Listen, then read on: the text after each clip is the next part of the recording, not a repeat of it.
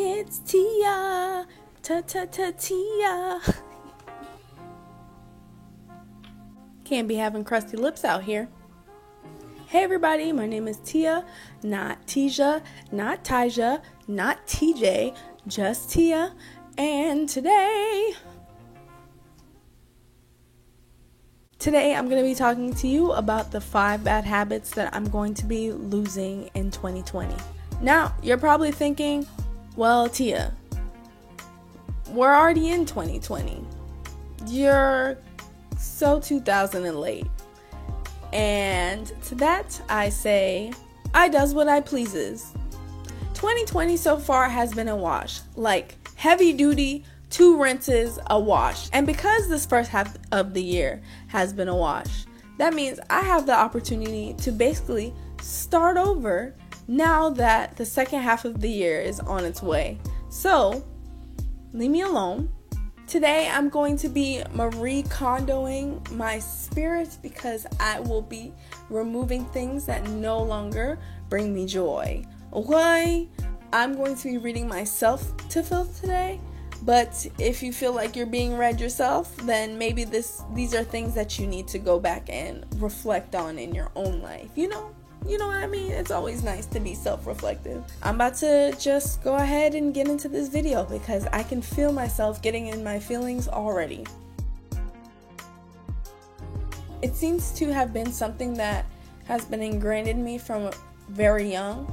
I can't even blame my parents for this one because if you've ever met my parents, like, it's almost like this word is not even in their vocabulary. I don't know exactly where this came from or how it started, but this has been with me for as long as I can remember.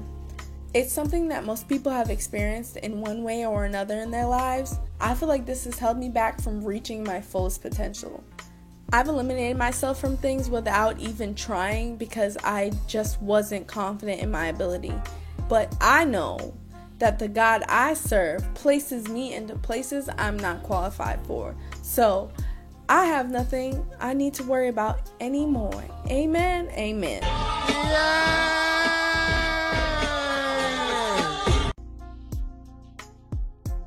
I feel like this originated from me caring about what other people think about me. I've had some high expectations set for me, but I've also set some impossible expectations for myself. And trying to live up to everyone's expectation is honestly exhausting and self-destructive. As a matter of fact, my word of the year is fearless. And I feel like destroying the fear of publicly failing is the highest priority on my list right now. Honestly, I don't even know why I'm so afraid of failing because the times that I've failed are the times that I've come out even better than I was before. Let me give you an example. I failed my first and only class ever in my life in college. The class was biochemistry. And failing that class was the most humbling experience I've ever had in my life. It shook me to my core. Like, I was nervous about taking the class again because I didn't want to have to go through that kind of trauma again. It took me a full year to even want to retake the class. But this time I retook it and I ended the class with a 95. A 90 mother flipping 5. And that was because when I took it the first time, even though I failed it, I came out with some knowledge. And taking it again, I went in and I knew what they were going to ask me about, and I knew how I could help myself be a better version of myself this time around. And obviously it worked, which is why I'm so confused, why I'm so afraid to fail. Honestly, failure is something that should be celebrated. It's not something to be afraid of.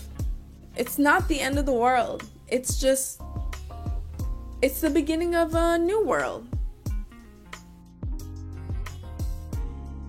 I can specifically remember a time in my life where all I wanted to do was be liked. I so hated conflict that I would go out of the way to do things for the people around me just so they can feel comfortable. And all the while completely ignoring my own feelings. I would do that, and it would get to the point where I would hold it all in until I exploded and went into these bouts of rage that no one could explain. And I've pretty much been doing that my entire life. No more. Not today, Satan. You know what happens when you pour from an empty cup? There's nothing left for you.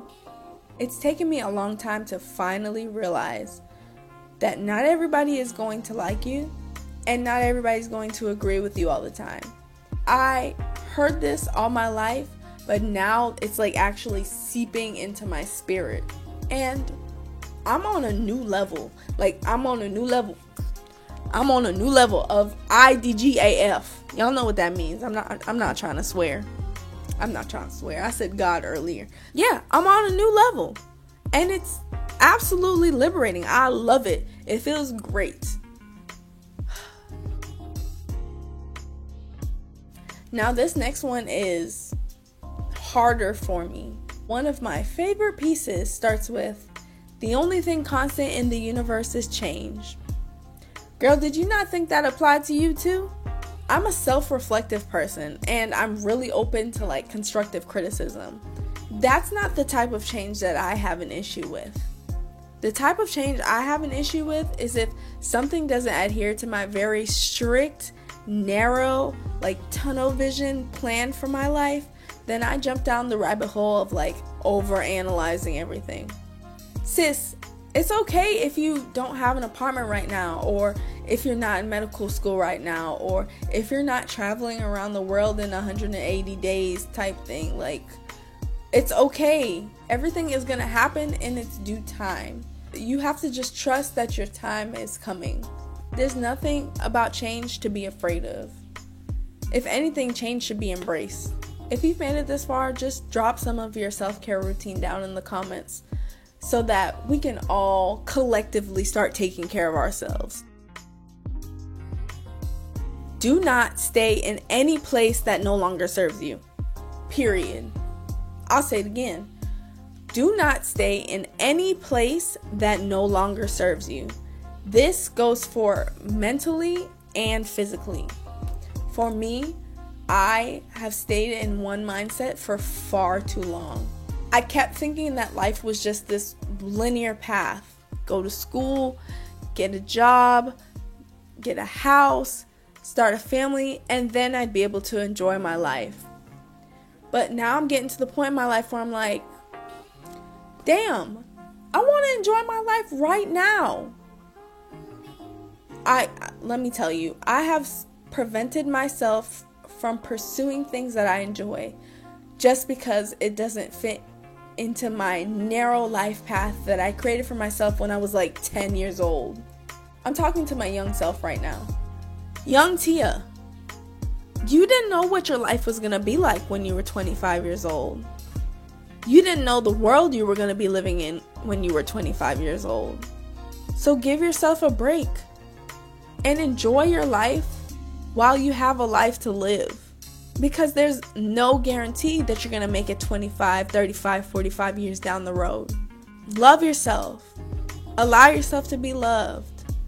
Take care of yourself and enjoy the times that you have while you have it.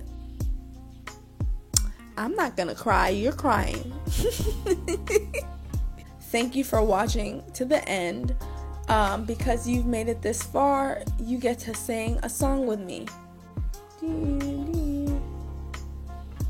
Hey, you didn't know this, I don't wanna but known it. I don't know that song. Reasons, the reason that we're here, the reasons that we fear our feelings won't. I'm sorry if I hit you with some stray bullets here, but I'm not sorry, because obviously that means that you have some self-reflecting to do. Girl, I read you to filth just like I read myself to filth. I'm sorry, not sorry. Okay?